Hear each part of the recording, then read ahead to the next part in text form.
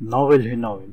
کیا آپ چاہتے ہیں بے شمار بہترین کہانیاں، رومانٹک، جاسوسی، فلسفیانہ، ڈراؤنے اور سائنسی ناولز بہترین آواز میں سننا؟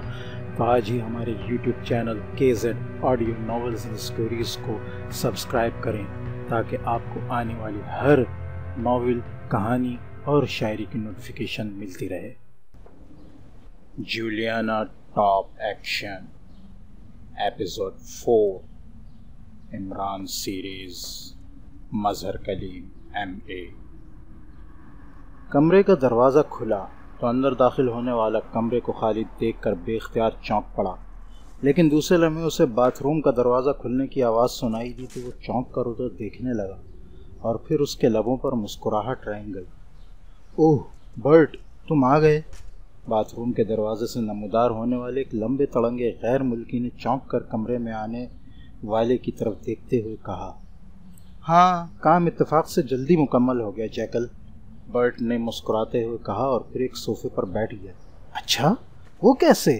باتھ روم سے نکلنے والے غیر ملکی جیکل نے چونک کر پوچھا۔ ہماری مرضی کے مطابق شکار مل گیا اور میں اسے بڑے اطمینان سے پوائنٹ 1 پر لے گیا۔ عام سی لڑکی تھی، بالکل سیدھی سادی۔ وہ فوراً ہی میرے ساتھ پوائنٹ 1 پر چلنے پر رضامند ہو گئی اور پھر وہاں جا کر میں نے اسے بے ہوش کر دیا اور اس کے بعد بڑے اطمینان سے میں نے اس کے جسم میں تھرلم کامن ڈوز بھی انجیکٹ کر دی۔ اس کے بعد میں نے اسے اسی بے ہوشی کے عالم میں ہی باہر راہداری میں ڈالا اور واپس چلا آیا۔ لازماً لوگ اسے اسپتال لے گئے ہوں گے اور اب تک وہ ہوش میں بھی آ گئی ہوگی، برٹ نے مسکراتے ہوئے کہا۔ تمہیں یقین ہے کہ وہ لڑکی بالکل ہماری مرضی کے مطابق تھی؟ کوئی فرق نہیں ہونا چاہیے، جیکل نے انتہائی سنجیدہ لہجے میں کہا۔ بالکل ویسی تھی، 100%۔ میں نے فائل میں موجود تمام ہدایات کو بار بار اور غور سے پڑھا تھا اور پھر جیسے ہی وہ لڑکی مجھے نظر آئی میں سمجھ گیا کہ ایسی ہی لڑکی ہمیں چاہیے تھی۔ وہ اس وقت ریستوران میں داخل ہو رہی تھی۔ میں کچھ لمحے ٹھہر کر اندر گیا اور پھر اس کی میز پر بیٹھ گیا۔ اس کے بعد میں نے اسے ایک عام سی کہانی سنائی اور وہ اٹھ کر میرے ساتھ پوائنٹ 1 پر آ گئی، برٹ نے جواب دیا۔ اس کا مطلب ہے کہ باس کو اس پہلے مرحلے کی کامیابی کی اطلاع دے دی جائے، جیکل نے اطمینان بھرے انداز میں سر ہلاتے ہوئے کہا۔ بالکل دینی چاہیے۔ گزشتہ 4 روز سے ہم ایسی لڑکی کی تلاش میں سارے شہر میں مارے پھر رہے تھے۔ آوارہ گردی کرتے کرتے میری تو ٹانگیں بھی سوج گئی تھیں، برٹ نے سر ہلاتے ہوئے کہا اور جیکل اٹھ کر ایک الماری کی طرف بڑھ گیا۔ اس نے الماری میں موجود ایک ٹرانزسٹر اٹھایا اور اس پر ایک مخصوص اسٹیشن لگا کر اس نے اس کا بٹن دبایا تو ٹرانزسٹر سے مخصوص آواز نکلنے لگی۔ Hello Jackal calling. جیکل نے بار بار فقرہ دہرانا شروع کر دیا۔ یس چیف اٹینڈنگ، ایک بھاری آواز سنائی دی اور یہ مخصوص ساخت کا ٹرانسمیٹر تھا جس میں بار بار اوور کہہ کر بات ختم نہ کرنی پڑتی تھی بلکہ فون کی طرح مسلسل بات ہو سکتی تھی۔ باس، برٹ نے پہلے مرحلے میں کامیابی حاصل کر لی ہے، جیکل نے کہا۔ اوہ کیسے؟ پوری رپورٹ دو، دوسری طرف سے چونک کر پوچھا گیا اور جیکل نے برٹ کی دی ہوئی رپورٹ پوری تفصیل سے سنا دی۔ ویری گڈ، اس کا مطلب ہے کہ اب دوسرا مرحلہ آسانی سے شروع کیا جا سکتا ہے، باس نے مسرت بھرے لہجے میں کہا۔ یس باس، جیکل نے جواب دیا۔ اوکے، اب تم دونوں ایسا کرو کہ کارگل سے رابطہ قائم کرو، دوسرے مرحلے کے لیے وہ تمہارا انچارج ہوگا، باس نے کہا۔ یس باس، جیکل نے کہا۔ اوکے، دوسری طرف سے کہا گیا۔ اس کے ساتھ ہی ٹرانسمیٹر سے دوبارہ ہی مخصوص آواز سنائی دینے لگی۔ جیکل نے سوئی گھمانی شروع کر دی اور پھر ایک اور جگہ جیسے ہی اس نے اسے روکا ہلکی موسیقی کی آواز سنائی دی۔ Hello Jackal calling Kargil, Jackal نے تیز لہجے میں کہا۔ وہ بار بار یہ فقرہ دہراتا رہا۔ یس کارگل اٹینڈنگ۔ چند لمحوں بعد ایک دوسری بھرائی ہوئی آواز سنائی۔ کارگل، پہلے مرحلے میں کامیابی کے بعد باس نے تم سے رابطہ قائم کرنے کے لیے کہا ہے تاکہ دوسرا مرحلہ شروع کیا جا سکے، جیکل نے کہا۔ پہلا مرحلہ کیسے مکمل ہوا؟ تفصیل بتاؤ، دوسری طرف سے بولنے والے نے چونک کر کہا اور جیکل نے ایک بار پھر اس سے پوری رپورٹ دے دی۔ گڈ، اب واقعی دوسرے مرحلے پر آسانی سے کام ہو سکتا ہے۔ تم ایسا کرو کہ ابھی ہوٹل شیریٹن آ جاؤ، کمرہ نمبر 12 دوسری منزل، وہاں دوسرے مرحلے کے لیے تفصیلی لائحہ عمل طے کر لیں گے۔ کارگل نے کہا۔ اوکے، جیکل نے کہا اور پھر ٹرانسمیٹر آف کر دیا۔ چلو برٹ، کارگل نے ابھی پہنچنے کے لیے کہا ہے، جیکل نے ٹرانسمیٹر واپس الماری میں رکھتے ہوئے کہا، اور برٹ سر ہلاتا ہوا اٹھ کھڑا ہوا۔ اور پھر تھوڑی دیر بعد وہ کار میں سوار شیراٹن ہوٹل پہنچ گئے۔ دوسری منزل کے کمرہ نمبر 12 کا دروازہ بند تھا۔ جیکل نے ہاتھ اٹھا کر مخصوص انداز میں دستک دی تو چند لمحوں بعد دروازہ کھل گیا۔ سامنے ایک اور غیر ملکی کھڑا تھا، یہ کارگل تھا۔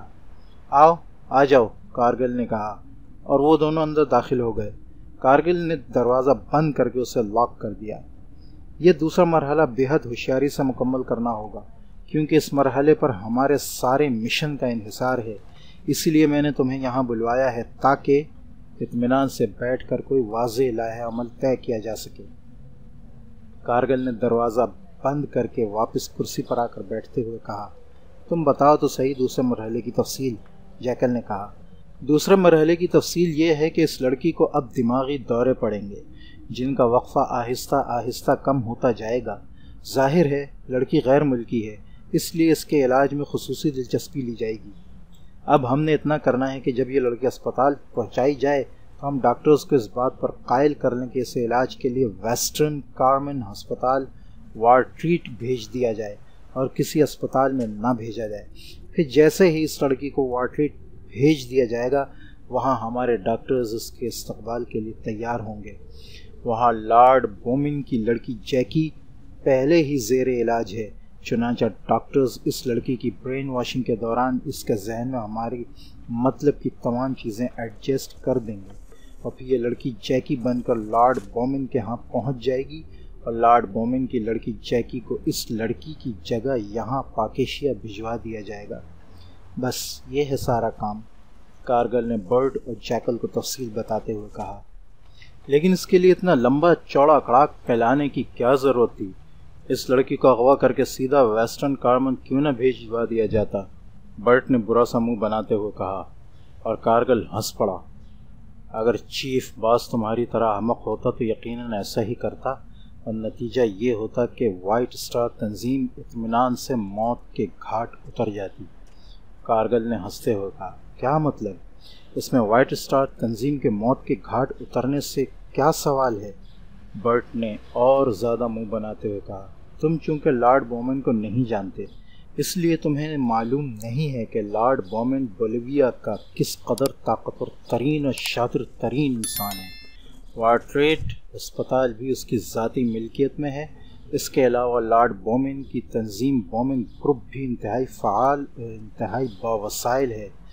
اگر اس لڑکی کو ہم ویسا اغوا کر کے وہاں پہنچا دیتے تو لازماً لارڈ بومن کو اس کی اطلاع مل جاتی، اور پھر تمام منصوبہ نہ صرف یکسر ختم ہو جاتا بلکہ بومن گروپ بھی ہمارے خلاف حرکت میں آ جاتا، اور ان کے ہمارے خلاف حرکت میں آ جانے کا مطلب واضح اور یقینی خاتمہ ہی ہوتا ہے۔ اس لیے جب یہ لڑکی یہاں سے باقاعدہ قانونی دستاویز کے ساتھ وہاں پہنچے گی تو انہیں کسی طرح شک بھی نہ پڑ سکے گا، اور نہ ہی وائٹ اسٹار کسی طرح سامنے آئے گی۔ برین واشنگ کرنے والا چیف ڈاکٹر ہمارا آدمی ہے، بس وہ کام کرے گا، اور اس کے بعد یہ لڑکی، کیا نام ہے اس کا؟ کارگل نے کہا۔ جولیانا فٹر واٹر بتا رہی تھی اپنا نام، برٹ نے کہا۔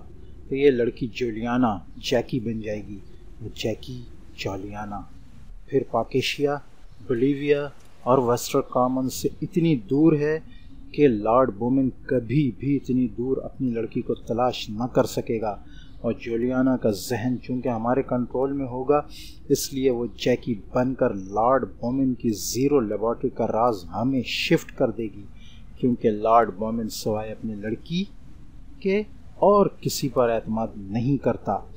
وہی اس کی سیکرٹری ہے اور اس کی رازدار بھی۔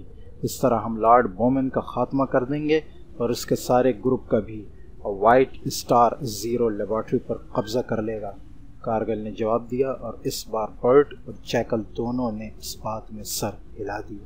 ویسے مجھے اس بات پر حیرت ہے کہ جیکی جیسی لڑکی ہمیں پاکیشیا آ کر ملی ہے، جیکل نے کہا۔ یہ اتفاق نہیں ہے، اس کے لیے باقاعدہ پلاننگ کی گئی ہے۔ پاکیشیا کا چناؤ اس لیے کیا گیا تھا کہ یہ بولیویا اور ویسٹرن کارمن سے بہت دور واقع ہے اور پسماندہ ملک ہے۔